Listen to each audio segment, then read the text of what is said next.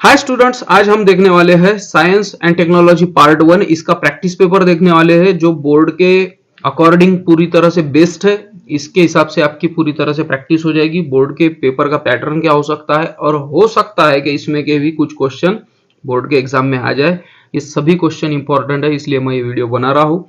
तो सबसे पहले तो आपको अगर खुद सॉल्व करना है तो मैं इसके कुछ स्क्रीनशॉट आप लेना चाहिए, इसलिए मैं इसकी अरेंजमेंट थोड़ी कर देता हूँ। इसको मैंने हॉरिजॉन्टल कर दिया है और ये है इसका फर्स्ट पेज। आपको दिख ही रहा होगा, स्क्रीनशॉट लेना हो तो आप ले सकते हो। उसके बाद ये है उसका सेकंड पेज, तो आपको स्क्रीनशॉट लेना है तो आप ले सकते हो और इसकी प्रैक्टिस कर सकते हो। ये है इसका थर्ड पेज,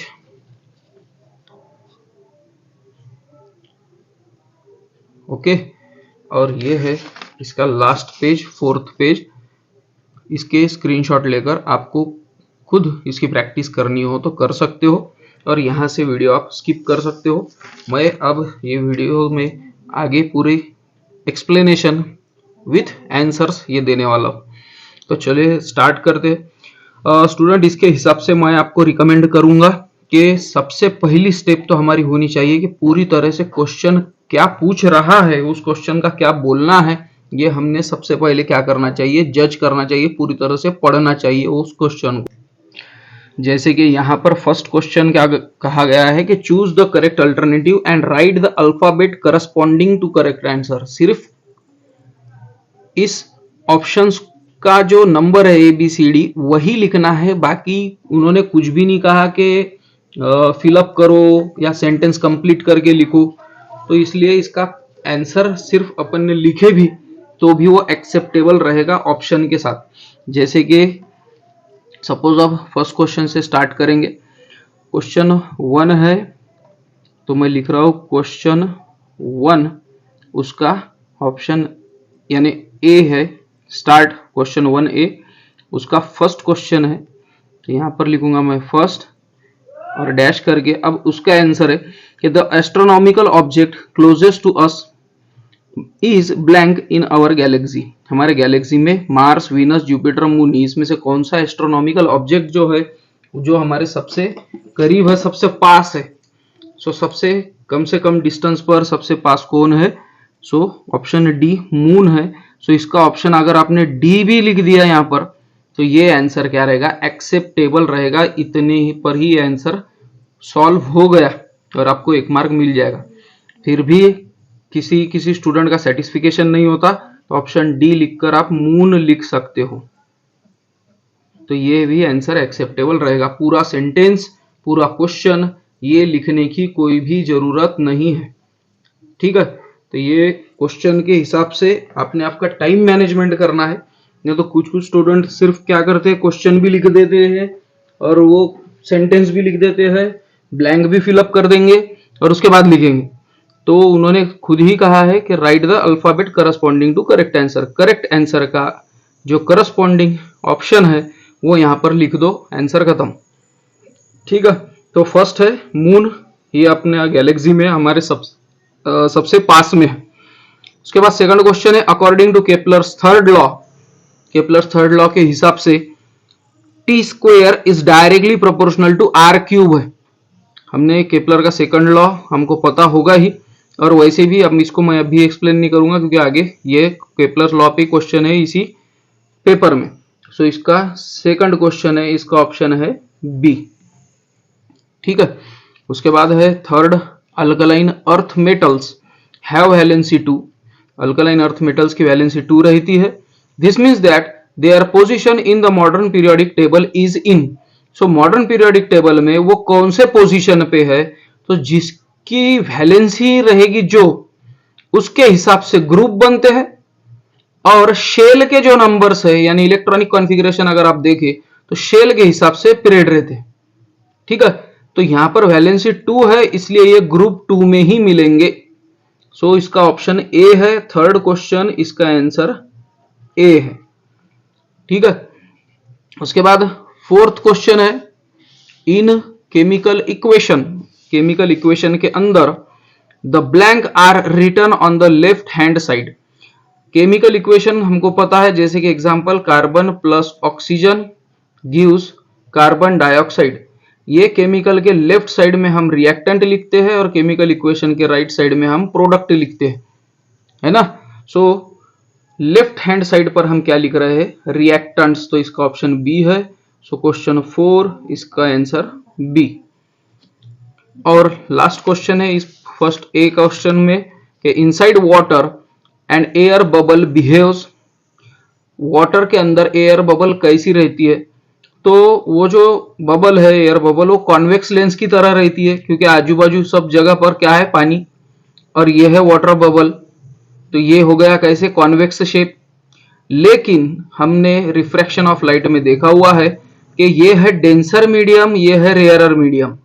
सो डेंसर मीडियम से रेयरर मीडियम में अगर लाइट रे जा रही है तो bent away from the normal, ये नॉर्मल से बेंट अवे होती है। और अगर ये लाइट रे bent away from the normal हो रही होगी तो इसका मतलब ये हो रहा है डाइवर्ज। और डाइवर्ज करने वाली जो लेंस होती है वो होती है कॉनकेव लेंस। इसलिए इसका आंसर बी है, कॉनकेव लेंस।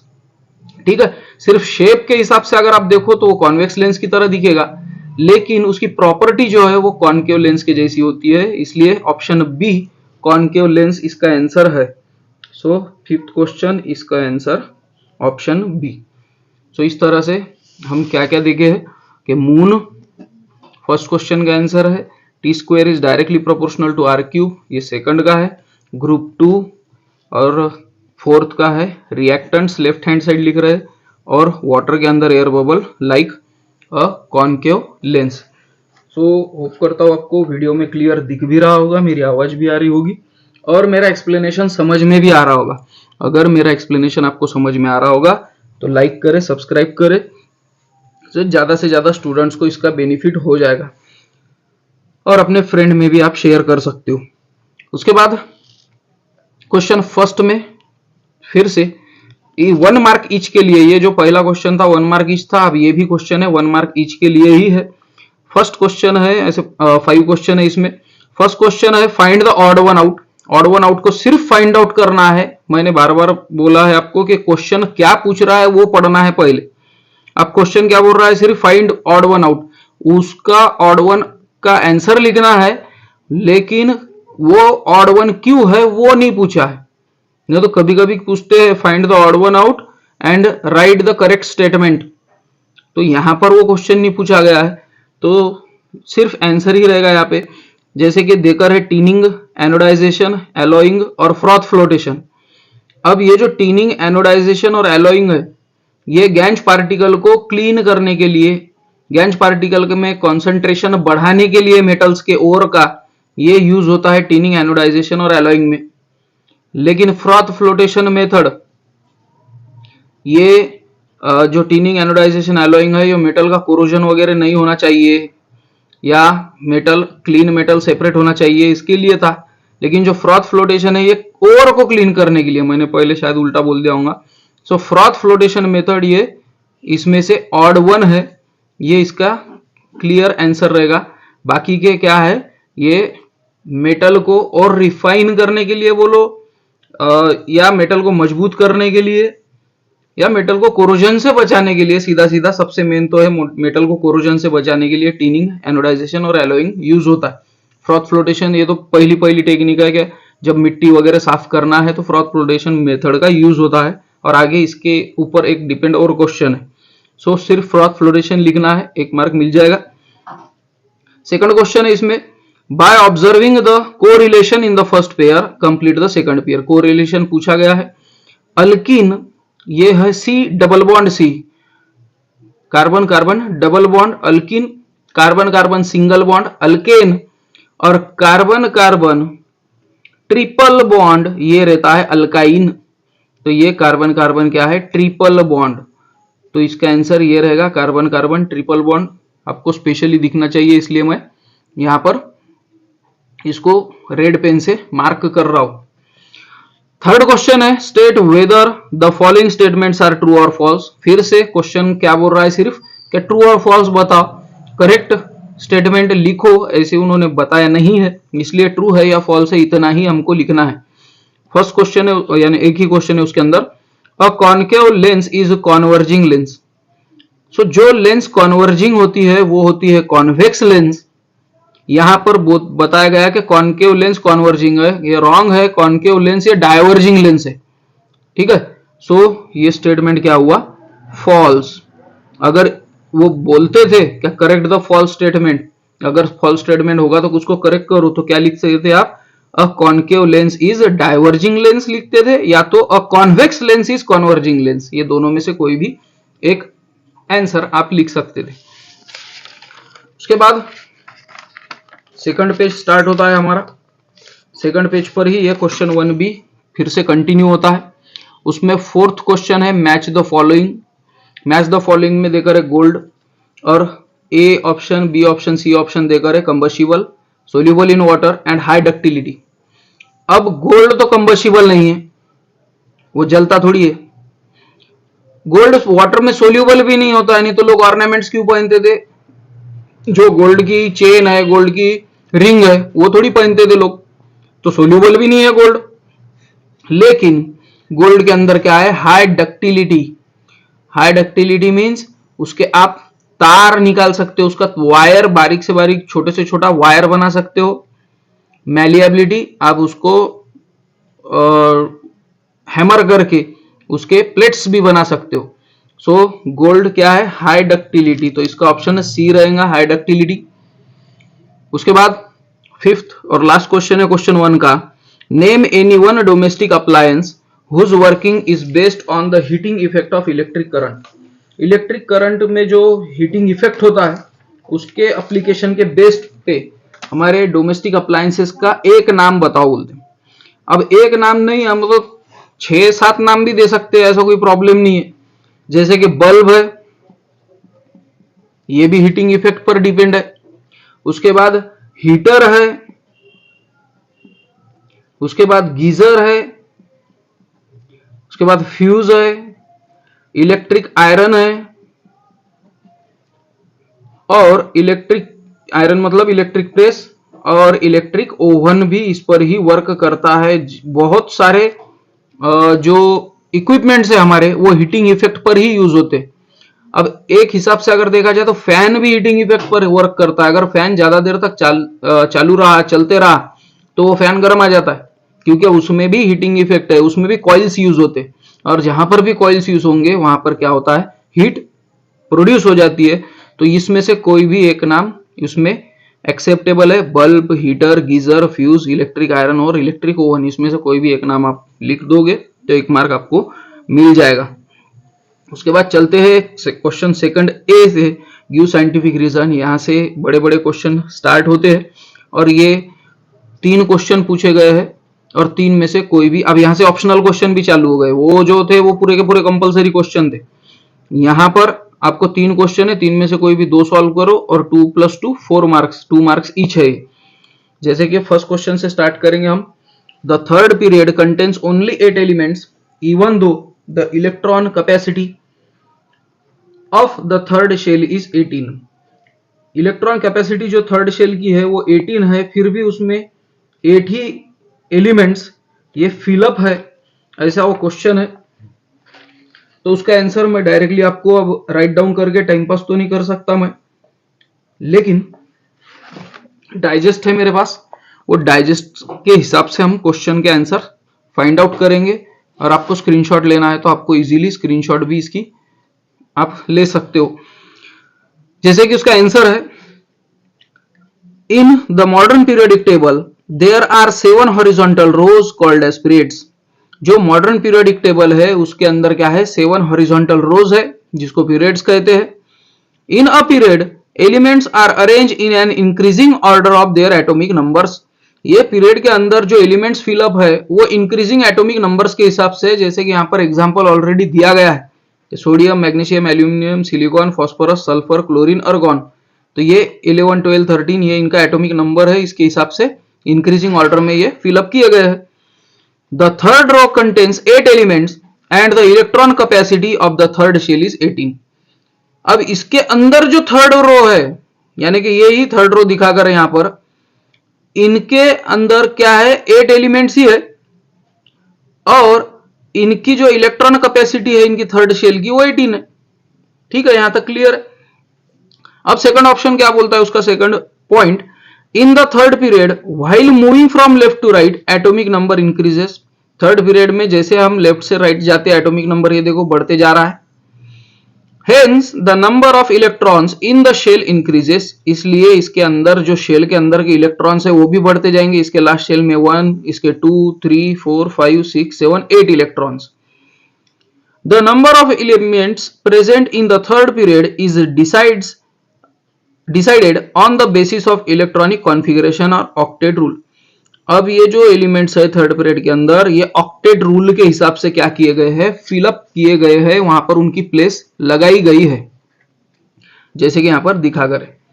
अब एग्जांपल देकर है कि जो अर्गॉन है is the last element of the third period. जो अर्गॉन है सबसे लास्ट है थर्ड पीरियड के अंदर, हालांकि इसकी मैक्सिमम कैपेसिटी कितनी है, 18 इलेक्ट्रॉन्स की। its octet of electron is completed and as argon belong to zero group the third shell contains 18 electron। इसका जो रो है उसमें क्या कैपेसिटी 8 की है। जो 8th एलिमेंट है ये थर्ड पीरियड के अंदर जो वो है अर्गॉन, इसका एटॉमिक नंबर है 18। इसका अगर इलेक्ट्रॉनिक कॉन्फ़िगरेशन आप देखोगे तो 2, 8, 8 है और लास्ट में कितने इलेक्ट्रॉन्स है, 8 इलेक्ट्रॉन। हालांकि इसकी कैपेसिटी कितनी है, 18 इलेक्ट्रॉन्स की, फिर भी 8 इलेक्ट्रॉन यहां पर सफिशियंट है और इसलिए ये नोबल गैस है, जीरो ग्रुप एलिमेंट है। तो ये एक्सप्लेनेशन इसी हिसाब से दिया गया है और ऐसे ही आपको आंसर इसका लिखना पड़ेगा, तभी इसके 2 मार्क्स मिल सकते हैं।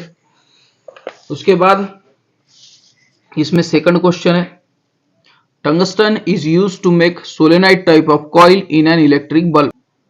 जो पुराने बल्ब थे उसमें टंगस्टन के वायर्स की कॉइल यूज की जाती थी, तो वही क्वेश्चन पूछा गया है। तो उस क्वेश्चन के लिए फिर से डाइजेस्ट का यूज कर रहे हैं अपन। इसमें बताया गया है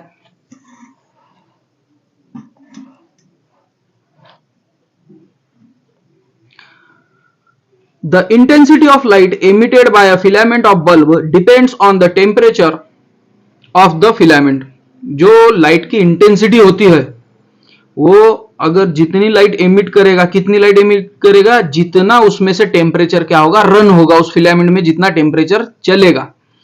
it increases with the temperature, जैसे जैसे ज्यादा टेम्परेचर बढ़ाओगे आप वैसे वैसे वो फिलामेंट क्या करना वो स्टार्ट करेगा, ग्लो करना स्टार्ट हो जाएगा। The melting point of the material used to make the filament of bulb should be very high. So इसलिए उस बल्ब के अंदर आपको कौन सा फिलामेंट यूज करना है, जिसका मेल्टिंग पॉइंट सबसे ज्यादा हो, सबसे हाई हो, so that the filament can be heated to a high temperature by passing a current through it without melting it. अगर उसका मेल्टिंग पॉइंट हाई है तो उस हाई टेम्परेचर पर भी वो मेल्ट नहीं होगा और ज्यादा से ज्यादा बिना मेल्ट हुए वो क्या करना हो स्टार्ट हो जाएगा, ग्लो होना चालू हो जाएगा। दिस एनेबल्स अस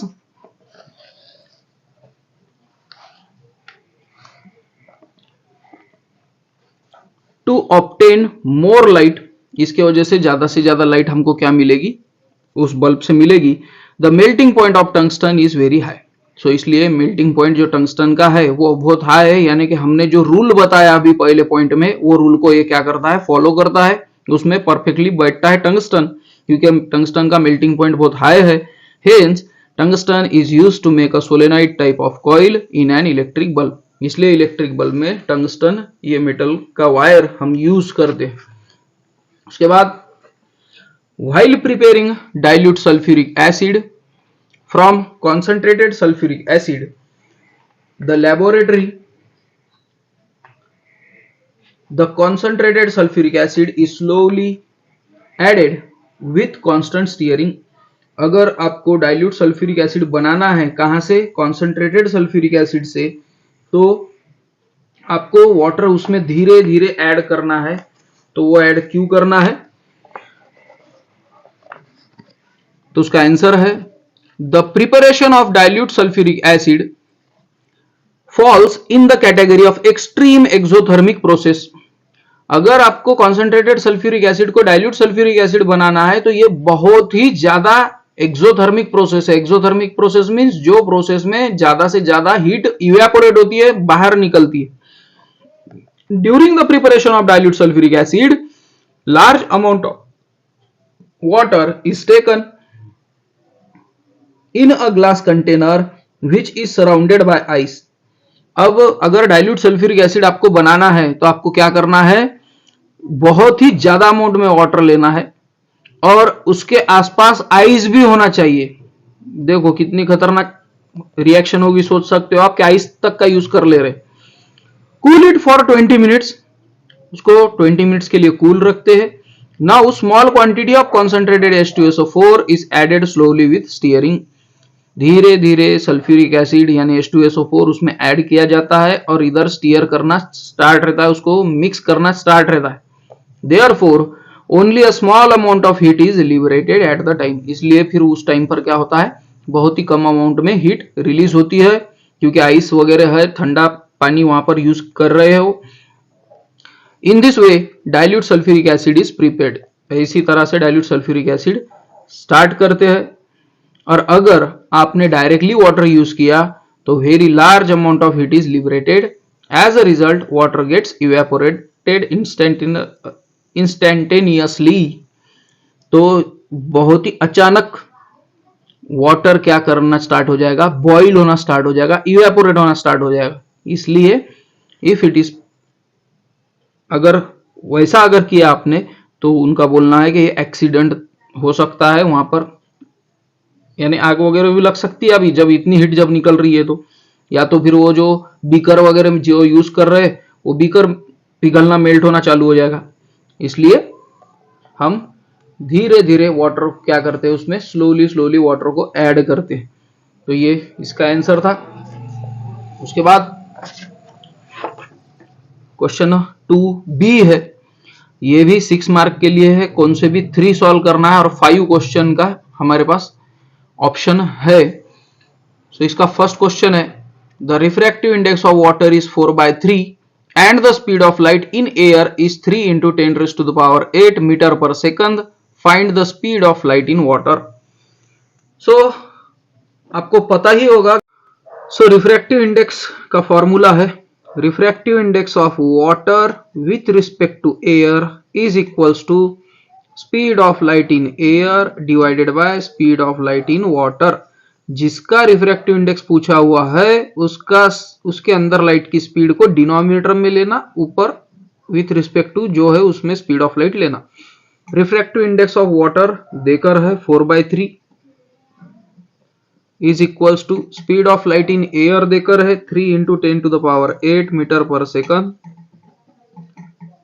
और speed of light in water पूछा गया है। और जो ये 4/3 है रिफ्रैक्टिव इंडेक्स, इसको कोई भी यूनिट नहीं रहता है, ठीक है। So speed of light in water divide है, इधर गया तो multiply, is equals to 3 into 10 का पावर 8 मीटर पर सेकंड। ये 3 इधर डिवाइड है, इधर आया मल्टीप्लाई, ये 4 इधर मल्टीप्लाई, इधर आया divide. So 3 3 jar 9 multiply by 10 का पावर 8 डिवाइडेड बाय 4 मीटर पर सेकंड। 4 1 जार 4, 4 2 जार 8, 1 बचा, 1 बचा, डेसिमल पॉइंट 10 हो गए, डेसिमल पॉइंट दिया, 4 2 जार 8, अब 10 में से हट गए 2 बचे 20, 4 5 जार 20। So 2.25 into 10 raise to the power 8 metre पर सेकंड। ये है speed of light in water जो हमको पूछा गया था, ठीक है। तो इस हिसाब से हमको ये क्वेश्चन सॉल्व करना होता है। उसके बाद है क्वेश्चन 2, ये भी 3 मार्क्स के लिए है। Complete the given chemical reaction CuSO4 plus Fe, तो इसका है FeSO4 प्लस Cu। अब उसमें और एक क्वेश्चन है, name the type of reaction, ये कौन से टाइप की रिएक्शन है। यहां पर मोर रिएक्टिव मेटल ने लेस रिएक्टिव मेटल की जगह क्या कर दी, डिस्प्लेस, इसलिए this is the displacement reaction, ठीक है। अच्छी तरह से याद हो जाएगा आपको, डिस्प्लेसमेंट रिएक्शन। उसके बाद थर्ड क्वेश्चन है, illustrate Newlands law of Octave with example. तो उसके लिए डाइजेस्ट का ही यूज करना पड़ेगा मुझे।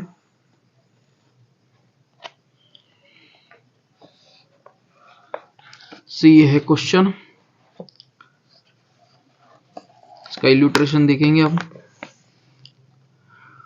Newland's law of octave states that when the elements are arranged in the order of their increasing atomic mass, every eighth element has properties similar to those of first. अगर atomic mass के increasing order में हमने element लगाए तो first के जैसे eighth, जो भी 8वें नंबर पे जो भी एलिमेंट आएगा उसके जैसी पहले की प्रॉपर्टी रहेगी। अब उसका इल्यूस्ट्रेशन देखेंगे, यानी एक्सप्लेनेशन थोड़ा सा।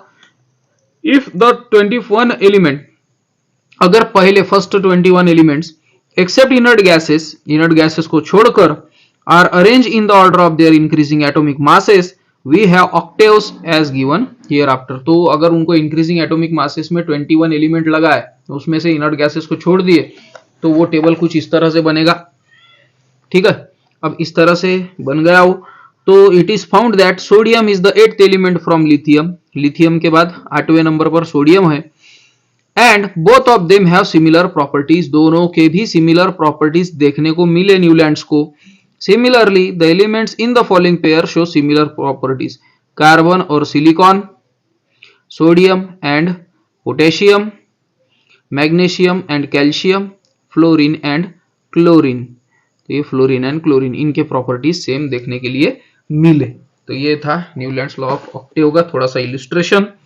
उसके बाद है distinguish between concave lens and convex lens, तो इसका भी डिफरेंशिएशन देख लेते हैं। So concave lens and convex lens में थोड़ा सा 4 पॉइंट देकर है। A concave lens has its surface curved inwards, concave lens के सरफेसेस अंदर से कर्व है। But a convex lens has its surface puffed up outwards, convex lens के जो सरफेसेस है वो पफ्ड अप है, बाहर निकले हुए हैं, यानी कि इस तरह से। ठीक है, it is thicker at the edges in the middle, ये बीच में थिन है और आउटवर्ड में क्या है, थिकर। और कॉन्वेक्स है, it is thicker in the middle, ये मिडल में थिक है। It can form only virtual image, concave lens सिर्फ वर्चुअल इमेज ही क्रिएट कर सकता है, लेकिन convex lens real as well as virtual image create कर सकता है। It can only form diminished image, ये छोटी इमेज ही फॉर्म कर सकता है, लेकिन कॉन्वेक्स लेंस जैसे अपने पोजीशन चेंज की ऑब्जेक्ट की, मैग्नीफाइड भी, डिमिनाइज्ड भी और सेम साइज इमेज भी क्रिएट कर सकता है। अगर इसमें और कुछ पॉइंट्स ऐड करना होता तो हम क्या ऐड करते थे, concave lens has negative focal length, convex lens has positive focal length. Concave lens is used to cure hypermetropia, convex lens is used to myopia and this is hypermetropia. तो ये 2 special मैंने add किए मेरे मन से, ये अगर आपको लगता होगा तो ये भी पॉइंट्स आप ऐड कर सकते हो। उसके बाद है 5th question, complete the following flow chart. Concentration of ores के कुछ प्रॉपर्टी यानी मेथड्स देखे थे, उसमें मैग्नेटिक सेपरेशन है और फ्रॉथ फ्लोटेशन है, हाइड्रोलिक सेपरेशन है और विल्फली टेबल मेथड है। जो विल्फली टेबल मेथड और हाइड्रोलिक सेपरेशन मेथड है वो है ग्रेविटेशन बेस्ड सेपरेशन। उसके बाद है लीचिंग, और ये जो 2 बचे फ्रॉथ फ्लोटेशन और मैग्नेटिक सेपरेशन, ये दोनों यहां पर आंसर चाहिए थे। ठीक है, उसके बाद क्वेश्चन 3 में है draw the electron dot structure of the following. Electron dot structure हमको पूछा गया है। अब इलेक्ट्रॉन डॉट स्ट्रक्चर काटने के लिए, निकालने के लिए ये 3 क्वेश्चन है, इथेन, इथीन और मीथेन। अगर देखा जाए तो मीथेन, इसमें 1 कार्बन है और 4 हाइड्रोजन है और एक इलेक्ट्रॉन इन्होंने क्या किया हुआ है, शेयर किया हुआ है कोवैलेंट बॉन्ड से। तो ये मीथेन का स्ट्रक्चर है, ये है इलेक्ट्रॉन डॉट स्ट्रक्चर। ना फॉर्मूला लिखना है ना कुछ, सिर्फ मीथेन का उन्होंने इलेक्ट्रॉन डॉट स्ट्रक्चर पूछा तो वो हमने लिखकर बता दिया।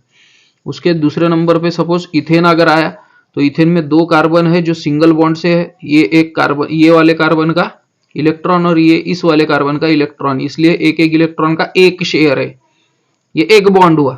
ठीक है, ऐसे फिर यहाँ पर अब 4 हाइड्रोजन चाहिए थे, एक तो कार्बन ने ले लिया तो 3 हाइड्रोजन इसको, 3 हाइड्रोजन इसको। ठीक है, तो ये इसका इलेक्ट्रॉन डॉट स्ट्रक्चर। और इथीन, ई आ गया यानी कि क्या आ गया, डबल बॉन्ड। ये है सिंगल बॉन्ड और ये है सिंगल बॉन्ड, ऐसे करके ये हो गए डबल बॉन्ड। तो इसमें अब 4 हाइड्रोजन चाहिए थे, 2 तो इन्होंने बॉन्ड फॉर्म कर लिया कार्बन कार्बन ने, तो बचेगा सिर्फ 2 हाइड्रोजन, इसलिए हाइड्रोजन हाइड्रोजन दो दो दे दिए। तो क्वेश्चन क्या पूछ रहा है वो हिसाब से तुमको आंसर लिखना पड़ेगा। इन्होंने ये नहीं बोला कि मॉलिक्यूलर फॉर्मूला लिखो, प्रॉपर्टी लिखो, वो डायग्राम ड्रॉ करो, इन्होंने सिर्फ बोला इलेक्ट्रॉन डॉट स्ट्रक्चर निकालो। तो ये है उसका इलेक्ट्रॉन डॉट स्ट्रक्चर। उसके बाद क्वेश्चन 3, इसमें कुछ क्वेश्चन है 8 क्वेश्चन, उसमें के कौन से 5 सॉल्व करने थे, पहला अपन ने सॉल्व कर दिया है। सेकंड है observe the given figure of reactivity series of metals and answer the following questions. ये सीरीज को ध्यान से देखना है और उसके क्वेश्चन को सॉल्व करना है। और नॉर्मली ये क्वेश्चन बोर्ड के जो टीचर्स होंगे, जो पेपर बनाते होंगे ना, उनका ये फेवरेट क्वेश्चन लगता है, क्योंकि ये कुछ सालों में बहुत बार रिपीट हो चुका है। अब ये रिएक्टिविटी सीरीज हमको समझना जरूरी है। जैसे कि ये पोटेशियम, सोडियम, लिथियम और कैल्शियम, ये जो 4 मेटल्स देखे हैं, ये वाटर, एसिड और ऑक्सीजन तीनों के साथ भी रिएक्शन होती है, इसलिए ये है हाईएस्ट रिएक्टिव मेटल्स। उसके बाद magnesium, aluminium, zinc, iron, tin, lead जो है, ये सिर्फ एसिड और ऑक्सीजन से ही रिएक्ट होते हैं, इनका वाटर से कोई भी नॉर्मली ज्यादा तकलीफ नहीं जाती या रिएक्शन नहीं करते, इसलिए मॉडरेटली रिएक्टिव मेटल्स है। कॉपर, मर्क्यूरी, सिल्वर, इस पर सिर्फ ऑक्सीजन का इफेक्ट पड़ता है, एसिड और वाटर का नहीं, इसलिए ये लो रिएक्टिव मेटल है। और गोल्ड ये लीस्ट रिएक्टिव मेटल है, क्योंकि वाटर, एसिड और ऑक्सीजन इस पे कोई भी असर होता नहीं। सो हाईएस्ट रिएक्शन से, रिएक्टिव मेटल से लेकर तो लोवेस्ट रिएक्टिव मेटल तक हम आ सकते हैं। अब इस पर क्वेश्चन देखेंगे। फर्स्ट क्वेश्चन है name any 2 metals which react with water. Water के साथ कोई भी 2 मेटल कौन से रिएक्ट हो सकते हो बताइए। तो पोटेशियम, सोडियम, लिथियम, कैल्शियम, ये चारों में से कोई भी 2। दूसरा है name any 2 moderately reactive metals. तो magnesium, aluminium, zinc, iron, tin, lead, ये 6 नाम जो है, इसमें से कोई भी 2 नाम दे दो आप। थर्ड है name the most highly reactive metal and most less reactive metal. तो मोस्ट हाईली रिएक्टिव मेटल क्या है? पोटेशियम, और मोस्ट लोएस्ट है गोल्ड। सो पोटेशियम और गोल्ड ये इसका आंसर रहेगा। तो ऐसे करके 3 क्वेश्चंस 3 मार्क के लिए पूछे गए थे। उसके बाद थर्ड क्वेश्चन है prove the following statement. A rainbow is the combined effect of refraction, dispersion and total internal reflection। तो इस क्वेश्चन में पूछा गया है कि रेनबो ये तीनों भी जो रिफ्रैक्शन है, डिस्पर्जन है और टोटल इंटरनल रिफ्लेक्शन है, इसका एक बेस्ट एग्जांपल है। तो इसके लिए फिर से डाइजेस्ट का सहारा लेना पड़ेगा हमको। The formation of rainbow in the sky is the combined result of refraction, dispersion, internal reflection and again refraction of sunlight by water droplets present in the atmosphere after it has rained। जैसे ही rain हो जाती है, rain होने के बाद जो tiny droplets of water रहते हैं वो अभी भी आसमान में, स्काई में अभी भी प्रेजेंट है एटमॉस्फेयर के अंदर। और वो कैसे वर्क करते हैं? टाइनी ड्रॉपलेट्स वो करते हैं प्रिज्म के जैसा वर्क। और प्रिज्म के अंदर फिर लाइट रे अगर उस एंगल पर सनलाइट आई तो सबसे पहले यहां पर रिफ्रैक्शन होता है, यहां पर टोटल इंटरनल रिफ्लेक्शन होता है और यहां पर फिर से रिफ्रैक्शन होके क्या होता है? डिस्पर्जन। ठीक है, तो ये तो मैंने स्टार्ट बोल दिया, ये डायग्राम आपको निकालना पड़ेगा। ये तो उसकी एक जनरल आइडिया थी, इंट्रोडक्शन था।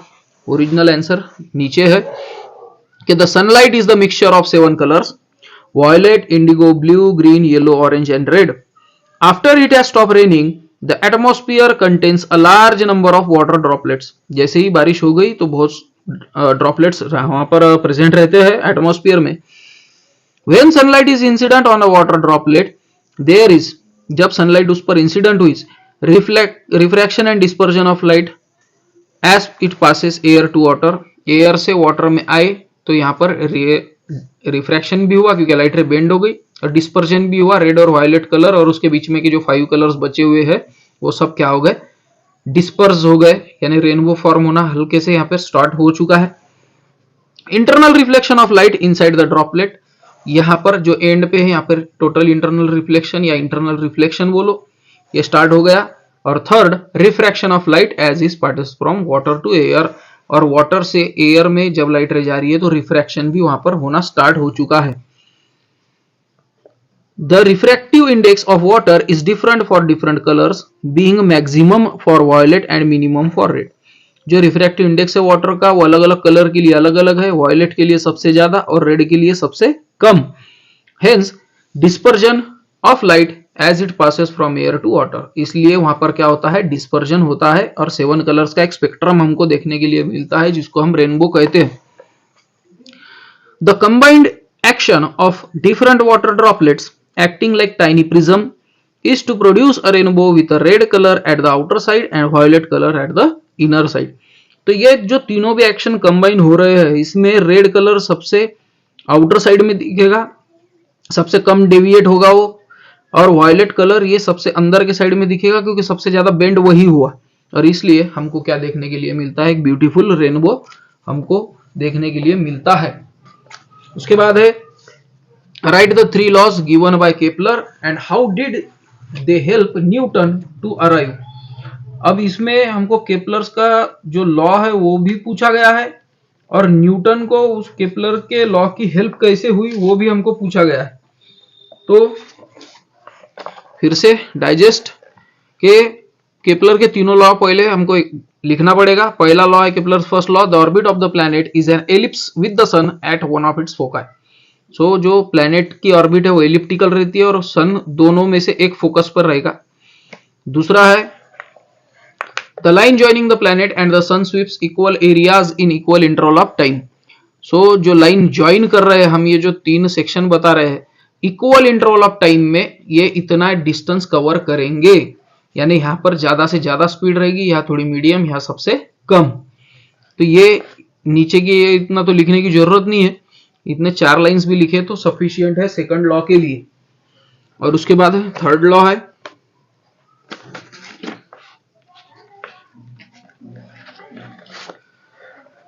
Kepler's third law, the square of period of revolution of a planet around the sun is directly proportional to cube of mean distance of the planet from the sun. जो time period है planet का, जैसे अपना 365 days है earth का, ये directly proportional to है cube of mean distance of planet from the sun. वो प्लैनेट हमारा अर्थ कितने दूर होंगी सन से, उसका जो मीन डिस्टेंस है उसका क्यूब। तो T square is directly proportional to R cube. ये हमने चूज द करेक्ट अल्टरनेटिव में देखा हुआ भी है। तो अगर इसको थोड़ा सा सॉल्व किया जाए तो T square upon R cube क्या आएगा, कांस्टेंट, या तो बोलो T square is equal to K R cube, क्योंकि आर क्यूब इधर डिवाइड है, इधर जाने के बाद मल्टीप्लाई हो जाएगा।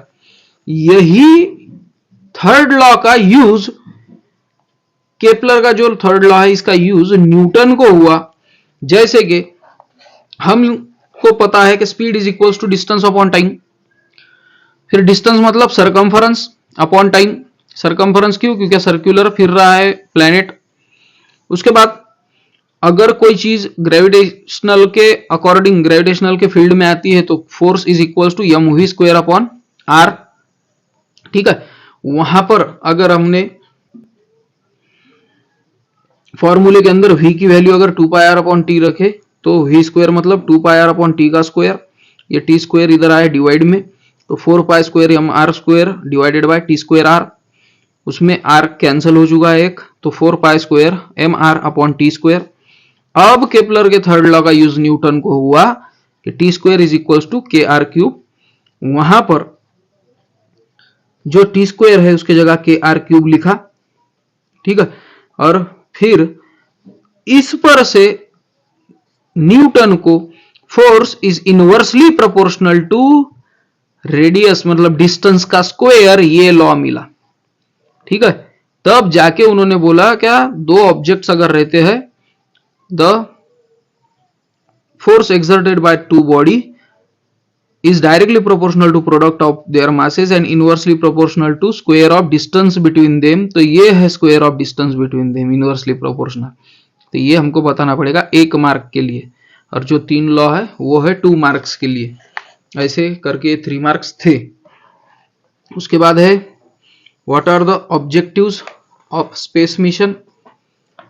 तो इसमें भी डाइजेस्ट की ही हेल्प लूंगा मैं कि स्पेस मिशन के हमारे ऑब्जेक्टिव्स क्या है, कि किसके लिए हम स्पेस मिशन करते हैं, हमको क्या प्रूफ करना है। तो what are the objectives of space mission. Man initially tried to satisfy his curiosity to know the worlds and universe beyond the earth with the help of telescope. अब इंसान ने जैसे ही अब कदम संभाला, जैसे ही वो केवमैन से हम थोड़ा इवॉल्व हुए, तब से ही स्पेस और आसमान की तरफ ही देखते थे। अब टेलीस्कोप का इन्वेंशन हुआ तो थोड़ी क्यूरोसिटी और बढ़ गई, लेकिन अभी के पीरियड में तो हमारे पास बहुत सी टेक्नोलॉजी है। पहले तो भी लिमिटेशंस थे, पर अब वो लिमिटेशन क्या हो गए, निग्लेक्ट हो चुके हैं और हमने स्पेस मिशन कैरी करना स्टार्ट कर दिया है। उसके पीछे रीजन क्या है, क्यों स्टार्ट किया? तो फर्स्ट पॉइंट है to launch artificial satellites in the earth orbit for study and research. Study और रिसर्च करने के लिए सैटेलाइट्स लॉन्च करते हैं स्पेस में। उसके बाद दूसरा पॉइंट है to launch artificial satellites in the earth orbit for various purposes like telecommunication, weather forecast, radio and TV program transmission etc. Artificial satellite किस लिए लॉन्च करते हैं अर्थ के ऑर्बिट में? टेलीकम्युनिकेशन, वेदर फोरकास्ट, रेडियो और TV programme के transmission के लिए। थर्ड है to send artificial satellites beyond the earth orbit to observe, study and collect the information from the other planets, meteors, meteoroids, asteroids and comets. तो अपने अर्थ के बाहर भी जो भी एक्स्ट्रा टेरेस्ट्रियल प्लैनेट्स है, ऑब्जेक्ट्स है, इनकी स्टडी के लिए भी। और फोर्थ है और लास्ट है ये to sense and understand space beyond the solar system. Solar system के बाहर भी क्या प्रेजेंट है वो चेक करने के लिए भी स्पेस मिशन भेजे जाते हैं। तो ये ऑब्जेक्टिव्स है जिसके हिसाब से स्पेस मिशन भेजे जाते हैं। उसके बाद है who will spend more electrical energy. इनमें से इलेक्ट्रिकल एनर्जी कौन ज्यादा से ज्यादा स्पेंड करेगा? अगर 500 वैट के पावर वाला टीवी 30 मिनट्स के लिए चालू किया, या तो फिर 600 वैट का हीटर 20 मिनट्स के लिए चालू किया। तो उसका भी आंसर बता ही देता हूं मैं। तो पहले सबसे पहले गिवन लिखा हुआ है कि डाटा P1 किसके लिए है? पावर 1 टीवी के लिए। 500 वैट की टीवी है, 30 मिनट्स के लिए चालू है T1, लेकिन मिनट्स नहीं चाहिए हमको, आवर चाहिए, इसलिए डिवाइडेड बाय 60, इसलिए 1/2 आवर। उसके बाद है हीटर की P2 है 600 वैट, उसका भी टाइम है 20 मिनट्स, मतलब 20/60 1/3 आवर। अब energy is equals to power into time, 500 into 1/2 250 watt hour. Heater के लिए P2 T2 है 600 इंटू 1/3, फिर से 200, उसको सॉल्व किए तो 200 वैट आवर। अब ये दोनों को देख के पता चलता है कि टीवी 250 वैट आवर इतनी एनर्जी ले रही है और हीटर 200 वैट, इसलिए टीवी यहाँ पर ज्यादा एनर्जी कंज्यूम कर रही है। The TV will spend more electrical energy than the heater. Heater से वो टीवी ज्यादा एनर्जी एब्जॉर्ब करेगी या रिक्वायर होगा। तो ऐसे क्वेश्चन था ये, और ये सितंबर 2021 में 2 मार्क्स के लिए पूछा भी गया था। इस पेपर में ये 3 मार्क्स के लिए पूछा हुआ है। उसके बाद है explain the terms reactant and products giving example. Reactants और प्रोडक्ट्स, इनकी डेफिनेशन हमको पूछी है और एक थोड़ा सा उसका एक्सप्लेनेशन भी हमको पूछा गया है, इसलिए इसके 3 पॉइंट्स बनेंगे। पहला पॉइंट है the substance which undergoes bond breaking while taking part in chemical reaction is called as reactant. जो सब्सटेंस केमिकल रिएक्शन में पार्टिसिपेट करता है उसको रिएक्टेंट बोलेंगे, जैसे यहां पर कार्बन ऑक्सीजन है। फिर प्रोडक्ट की definition, the substance form as a result of chemical reaction by the formation of new bond is called as product. ऐसा सब्सटेंस केमिकल रिएक्शन होने के बाद जो सब्सटेंस बनता है, जो केमिकल बनता है, उसको बोलते हैं प्रोडक्ट। एग्जाम्पल है जैसे केमिकल रिएक्शन देकर यहाँ पे कार्बन अगर जलाया जाए, यानी कोई भी चीज जब जलती है तो ऑक्सीजन सपोर्ट करता है बर्निंग को। सो कार्बन जब ऑक्सीजन से मिक्स होता है तब कार्बन डाइऑक्साइड फॉर्म होता है। यहाँ पर कार्बन और ऑक्सीजन रिएक्टेंट्स है और कार्बन डाइऑक्साइड ये प्रोडक्ट है। तो वही यहाँ पर लिखा हुआ है, तो इसका स्क्रीनशॉट आप ले सकते हो या वीडियो पॉज करके भी आप इसको पढ़ सकते हो। उसके बाद right the names of 3 natural polymers. कौन से भी 3 नेचुरल पॉलीमर्स बताइए और वो कौन से मोनोमर से क्रिएट हुए हैं, यानी कौन सा मोनोमर से बने हुए हैं और उसके कहां पर ऑक्यूरेंस है, वो सब पूछा हुआ है। तो उसके लिए